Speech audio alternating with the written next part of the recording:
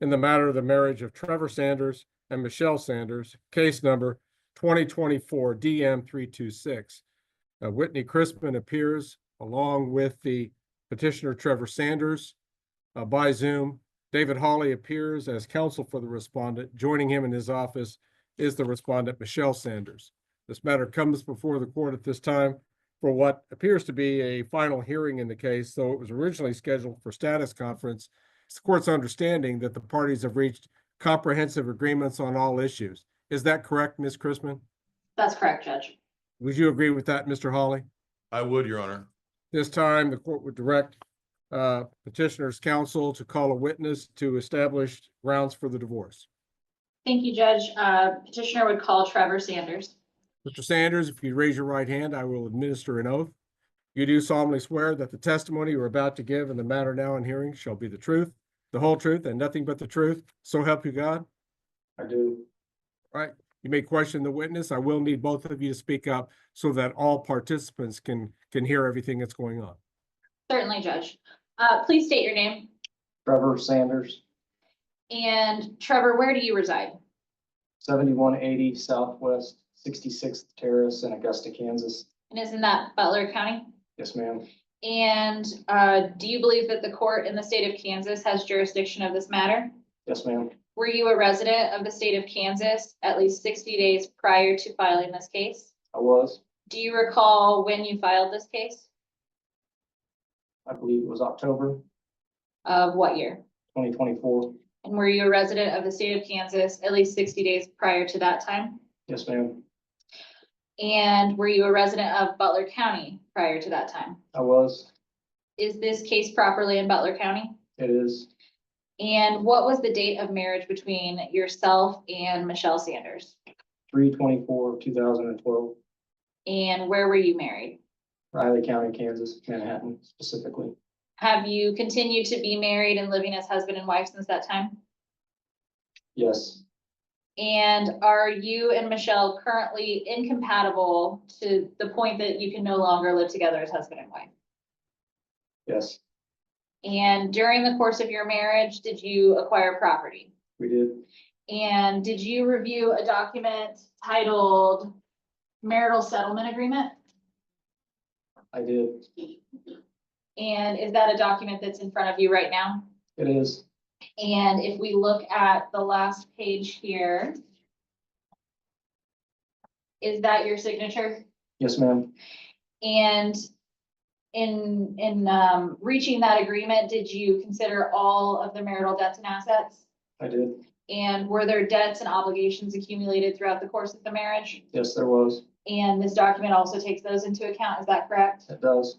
And do you feel that the agreements reached in that document are fair, just, and equitable? Yes. Are you asking the court to adopt the marital settlement agreement? Yes. Did you take into account all debts and obligations as well as assets of the marriage in reaching that agreement? Yes, I did. Do you believe that there's anything outstanding that was not considered in this agreement?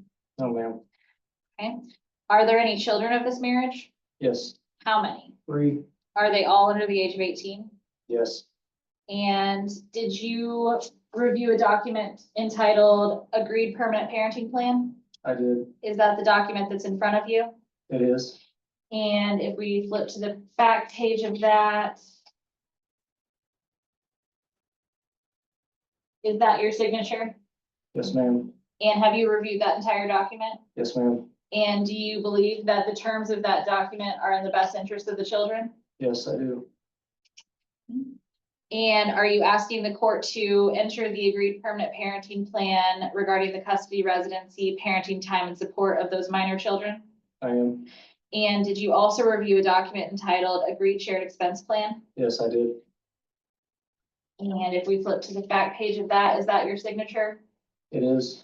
And did you read that entire document? I did. Are you in agreement with the contents of that document? I am. Do you believe that that agreement's in the best interest of the children? I do. Are you asking the court to adopt that agreed shared expense plan? Yes, ma'am.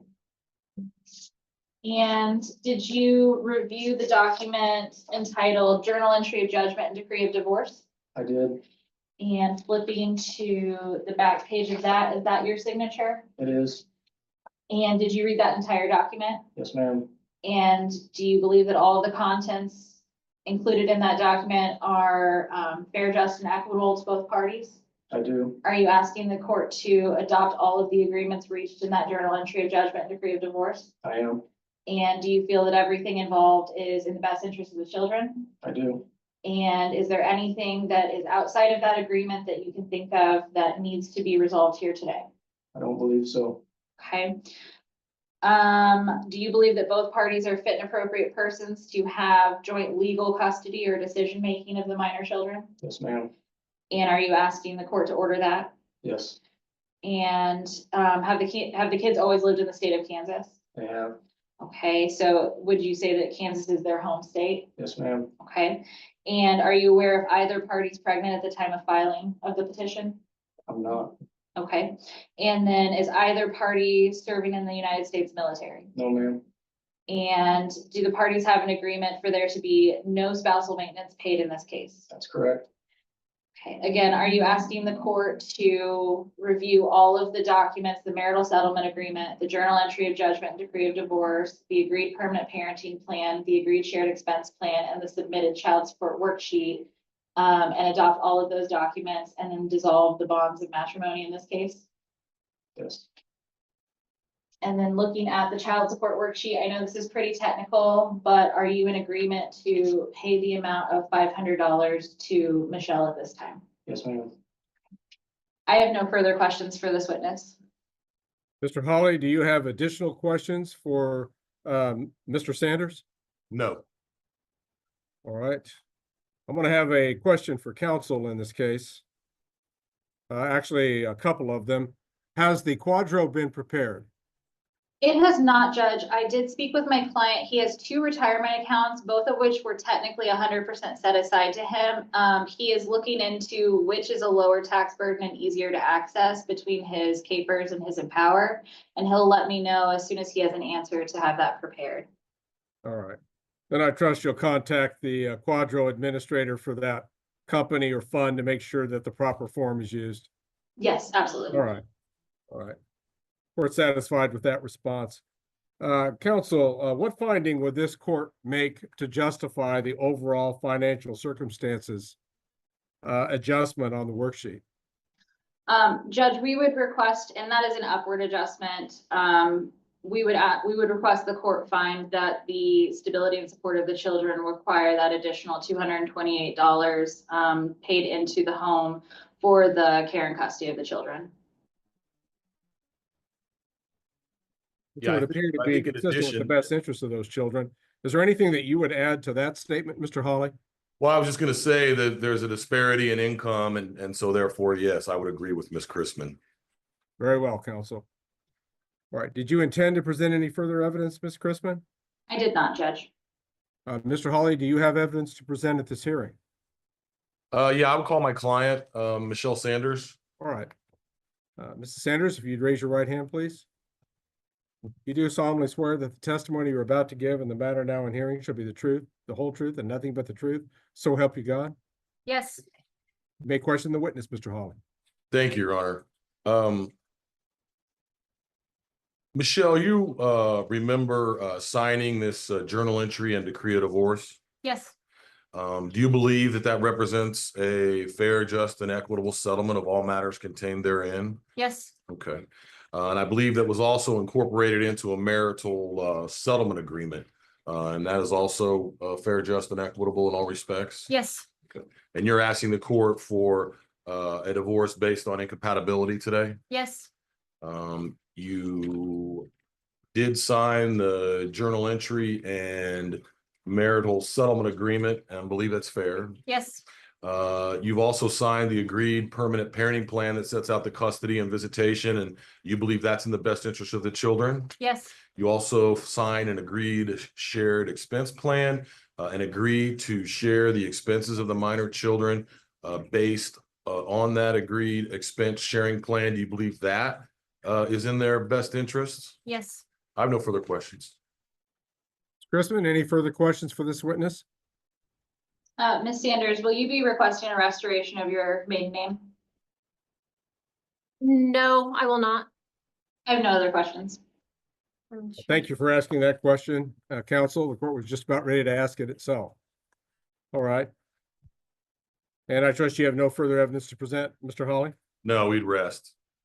Ms. Chrisman, I do appreciate the opportunity to look over some of these documents in advance that were apparently agreed upon and already circulated. They've been very helpful to the court. Court does find, based on the evidence presented, that the parties are incompatible and that the petitioner shall be granted a final decree of divorce from the respondent on the legal ground of incompatibility. The marriage of the parties is hereby declared to be dissolved.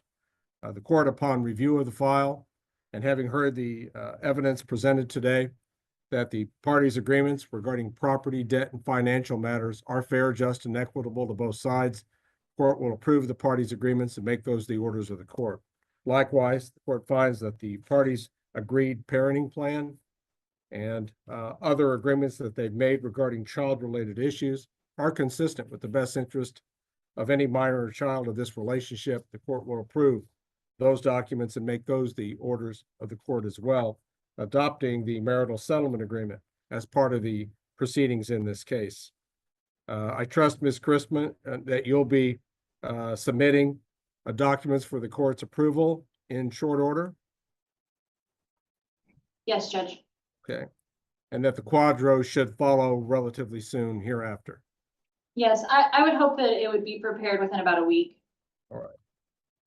I'll point out to the parties in this case, though your attorneys may well have already informed you of this, that you are not divorced based on this oral pronouncement from the bench, but rather when the decree of divorce is actually submitted to the judge approves it, and then the decree is filed with the clerk of the district court. It is the filing of the decree, which is the act that divorces you under Kansas law. And then for a period of 30 days thereafter, you shouldn't try to remarry. Any marriage you would attempt to enter into during that 30-day period would be voidable under Kansas law. So you may want to wait 30 days past your decree's filing date to attempt to enter into a new marital relationship. I hope you two can continue to agree on things that concern a child in this case. It's very important for a child of a relationship to see that their parents are on the same page, at least as it relates to them. You've been able to reach agreements to this point. Good luck in the future of being able to do so in future months and years. Thank you, counsel, for all of your effort in getting the parties together and getting these documents completed. Ms. Chrisman, is there anything else that the court needs to address at this time? No, Judge, thank you.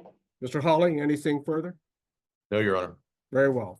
Then if there's nothing further, the Sanders matter will currently be in recess, and this meeting may be ended for all at this time. Have a good day, folks.